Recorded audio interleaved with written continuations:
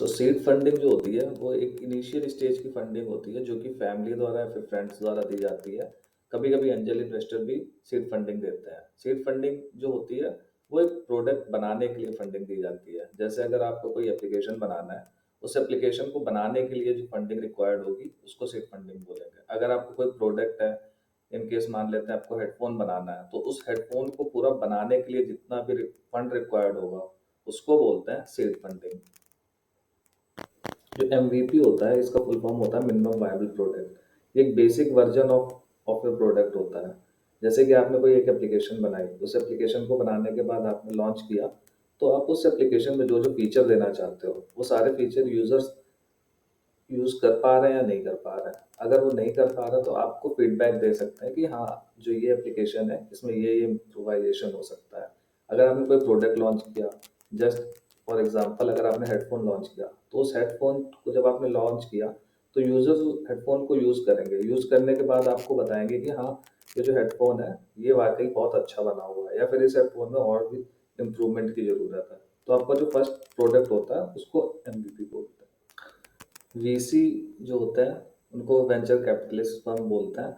और venture capital firm आपको एक फंड प्रोवाइड कराता है आपकी ग्रोथ के लिए, और उसके एक्सचेंज में आपकी कंपनी की इक्विटी लेते हैं। सो जस्ट फॉर एग्जांपल आपकी कोई एप्लीकेशन है जो कि एक शहर तक ही लिमिटेड है, लेकिन आप ग्रो करना चाहते हो, अपनी सर्विसेज दूसरे शहर को भी देना चाहते हो, तो उस शहर में आपको ग्रो करने के लिए कुछ फंड की रिक्वायर्ड होगी। वो फंड आपको वीसी देगा। वीसी का फंड यूज करके आप उस शहर में भी अपनी एप्लीकेशन लॉन्च कर सकते हो, सर्विस प्रोवाइड करा सकते हैं। सेम केस प्रोडक्ट के केस में भी है। अगर आपका हेडफोन है, अभी आपने एक हेडफोन बनाया, अब आप चाहते हो कि आप मास मैन्युफैक्चर करना चाहते हो। मास मैन्युफैक्चर करने के लिए आपको पूरा सेटअप लगाना है। तो उस सेटअप को बिल्ड करने के लिए वीसी आपको फंड देगा, जिससे जिसके बदले में वो आपसे कंपनी में इक्विटी मांगेगा। सो बूटस्ट्रैपिंग जो होता है वो होता है कि आपने जो प्रोडक्ट बनाया है वो अपने आपने अपनी सेविंग से बनाया है या लोन लेकर बनाया है। आपने किसी से भी फंडिंग नहीं ली, ना फ्रेंड से, ना फैमिली से, ना किसी भी इन्वेस्टर से। और उस प्रोडक्ट को लॉन्च भी आपने अपने फंड से किया है, और उस प्रोडक्ट को लॉन्च करने के बाद जो आपको फायदा हुआ है उससे, उसको आपने दोबारा इन्वेस्ट कर दिया उसी प्रोडक्ट को डेवलपमेंट में। सो इस तरह के जो मॉडल होते हैं उसको बोलते हैं बूटस्ट्रैप मॉडल, और इस तरह की पूरी फंक्शनिंग को बोलते हैं बूटस्ट्रैपिंग।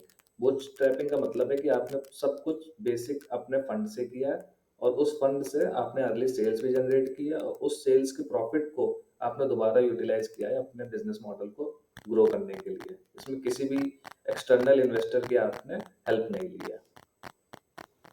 सो सीड फंडिंग जो होती है वो बेसिकली जो फंडिंग हमें मिलती है फैमिली से या फिर फ्रेंड से, उसको बोलते हैं सीड फंडिंग। सीड फंडिंग का मतलब हो गया पौधा लगाने वाला फंडिंग। सीड का मतलब हो गया पौधा।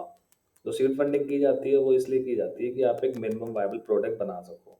मिनिमम वायबल प्रोडक्ट जो होता है वो मतलब कि ऐसा प्रोडक्ट जो आप विजुलाइज कर पा रहे हो, उस चीज़ को बनाने के लिए जो पैसा लगेगा उसको बोलते हैं सीड फंडिंग।